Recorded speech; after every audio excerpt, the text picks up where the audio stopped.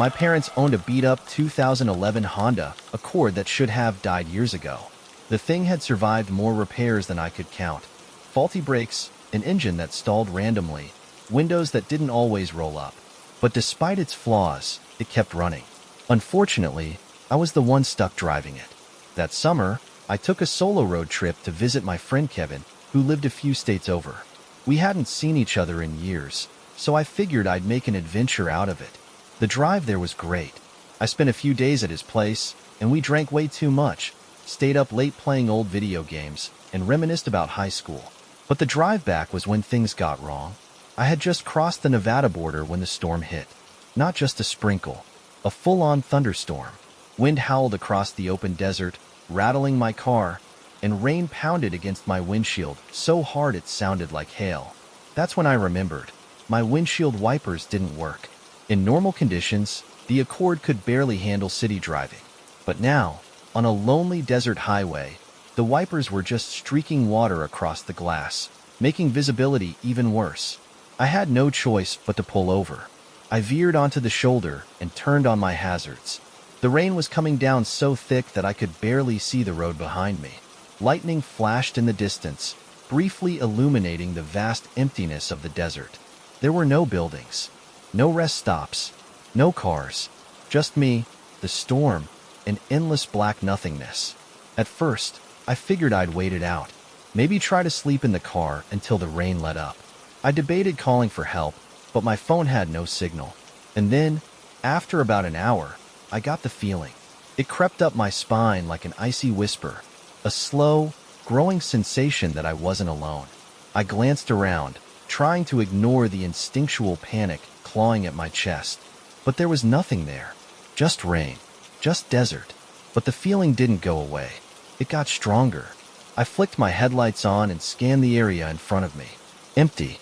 Just the stretch of wet highway disappearing into the storm. Then I checked the rearview mirror. There was a man standing behind my car. My breath caught in my throat. I hadn't heard anything. No footsteps. No car pulling up. But there he was, standing in the rain, perfectly still. His clothes were dark and soaking wet. His face was obscured by the downpour. I stared, my pulse hammering, hoping, praying that my mind was playing tricks on me. Then he took a step forward. I slammed the car into drive. My tires spun against the wet pavement before finally gripping, and I shot forward, my heart pounding in my ears. The storm hadn't let up, but I didn't care. I'd rather risk crashing than stay there. After about 5 miles, I forced myself to check the mirror again. No one was there. I tried to convince myself that I had imagined him, that the rain had blurred my vision, that my exhaustion was making me paranoid. Then the lights appeared, bright, white flashes in the distance. At first, I thought it was lightning, but these weren't flickering across the sky. They were darting across the desert floor, moving. They zigzagged in sharp, unnatural patterns, disappearing and reappearing like someone was flashing spotlights through the darkness. They were getting closer. A sinking feeling settled in my gut. I wanted to believe it was just another car, maybe off-roading in the desert, but something about the way the lights moved. Asterisk, asterisk, erratic, twitchy, deliberate. Asterisk, asterisk made my stomach churn. I needed to get out of there. I slammed on the gas. The Accord rattled violently as it pushed past 80, struggling against the storm, but I didn't let up. I kept checking the mirror every few seconds. The lights were still there. No matter how fast I went, they followed. Then they split apart. Instead of one set of lights, there were now 3. One on the left, one on the right, one directly behind me. I was trapped. I gritted my teeth, trying to focus on the road ahead, praying I wouldn't hit a patch of water and spin out. Then, just as suddenly as they had appeared, the lights vanished. Gone. The storm had started to die down, and I realized I had no idea where I was. My GPS had reset. My phone screen was completely black. I checked the clock. An hour had passed, but it didn't make sense. I should have been near the next town by now. Instead, I was still on the same endless stretch of highway, with no signs, no exits, no landmarks. Just desert. My knuckles were white on the steering wheel. I didn't understand how I had lost time, how I had gone so far with no change in scenery. And then, up ahead, headlights.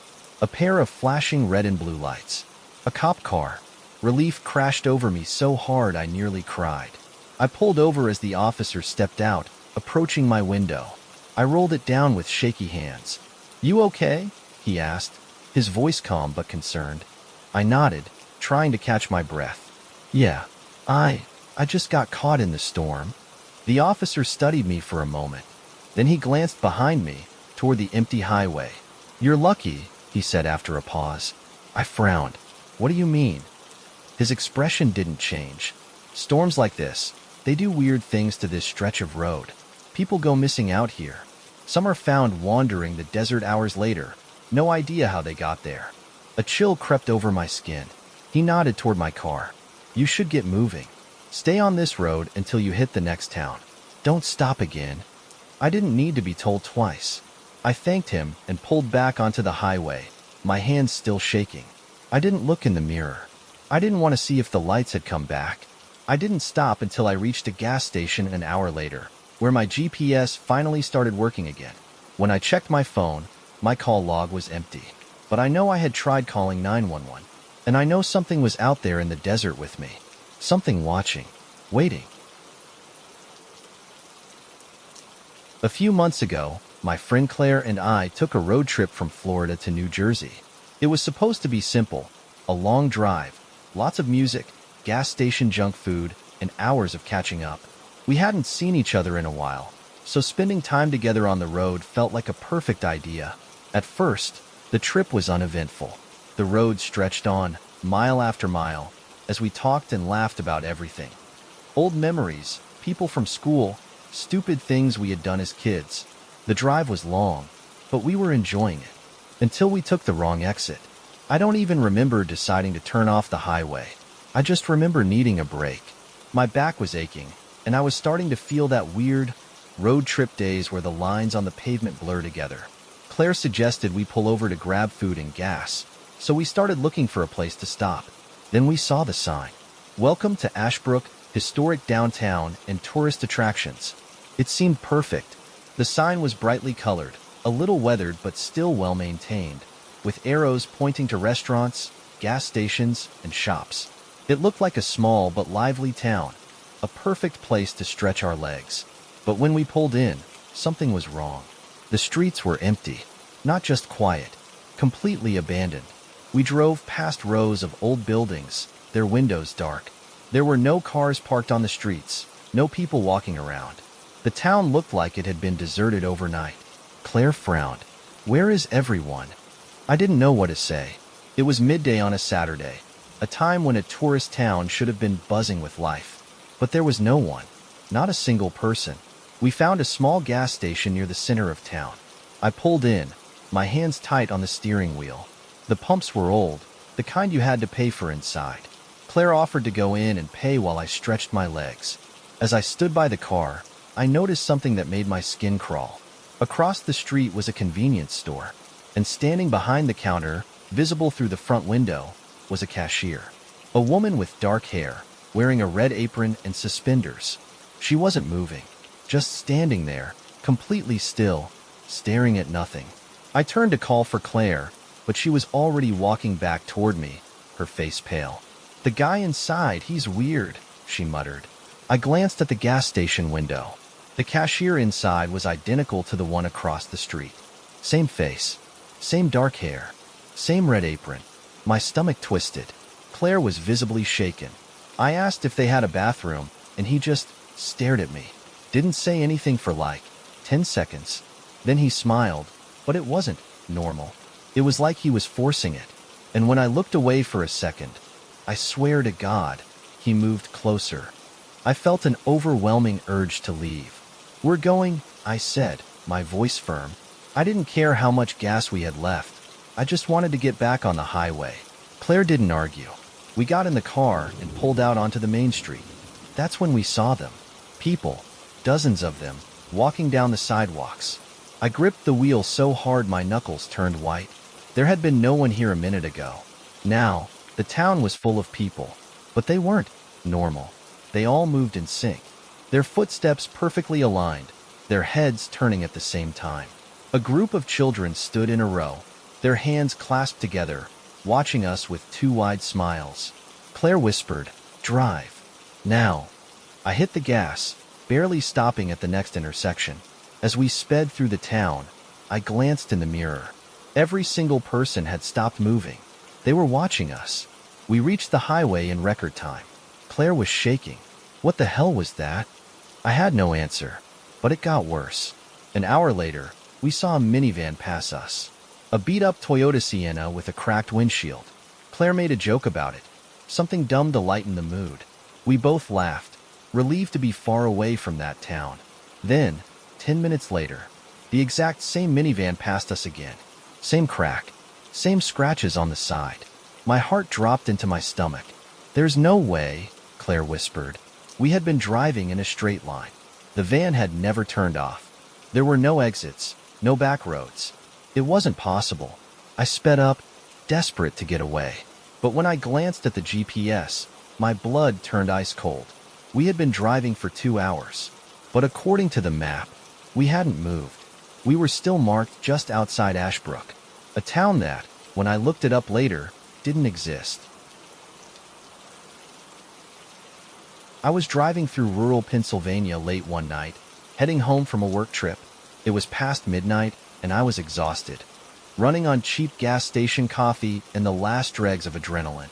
The highway was practically deserted, nothing but dark trees and endless roads stretching ahead of me. It was one of those highways that didn't feel like a highway. No big green signs, no wide shoulders, just a narrow, winding stretch of asphalt cutting through thick woods. My GPS said there wouldn't be another gas station or rest stop for miles. It had been hours since I had seen another car. Just me, the road, and the quiet hum of the engine. And then I saw him, a man standing on the side of the road. At first, I thought he was just another hitchhiker. But as I got closer, something felt off. He wasn't moving, just standing there, perfectly still, his arms hanging at his sides. He was wearing a dark hoodie and jeans, but his clothes looked old and stiff, like they hadn't been washed in years. And then I saw his face. Or rather, I didn't. His hood was pulled low, and the shadows hid every feature. Even as my headlights swept over him, his face seemed to stay invisible. I passed him in an instant, my heart pounding. I told myself he was just some guy. Maybe a hitchhiker who had second thoughts about sticking out his thumb. Maybe a drunk who had wandered too close to the road. But 10 miles later, I saw him again, standing on the side of the road. Same posture, same clothes, same missing face. My hands clenched the steering wheel so tight, I felt my nails dig into my palms. It wasn't possible. I was doing 65 miles an hour. There were no cars, no turnoffs, no shortcuts. He couldn't have walked that fast. I hit the gas, my pulse hammering. For the next 20 miles, I kept glancing in my rearview mirror, half expecting to see him standing on the side of the road again. Then, just as I was starting to convince myself I had imagined the whole thing, my radio cut out. The music died. The screen went black. Static filled the car. And over the static, I heard something else. A voice. A whisper. "Stop the car." I nearly lost control. I fumbled with the buttons, trying to shut the radio off, but the static kept going. "Stop the car." A chill crawled up my spine. Then, up ahead, red taillights. A truck was pulled over on the side of the road, hazard lights flashing. A man stood beside it, waving his arms. I hesitated. Everything in me screamed not to stop. But what if he needed help? What if his truck had broken down? Then I glanced at the side mirror, and my blood went ice cold. The man on the side of the road, the one in the hoodie, was standing right behind my car, closer than he should have been. I slammed the gas pedal and flew past the truck, my heart hammering in my chest. The second I passed, my radio came back on. The music returned like nothing had happened. I didn't stop until I reached a crowded gas station 30 miles away. When I finally pulled over, I forced myself to look back down the road. The highway was empty. No truck, no man in the hoodie, just endless dark asphalt stretching into the night. I don't know what would have happened if I had stopped that night, and I don't want to find out.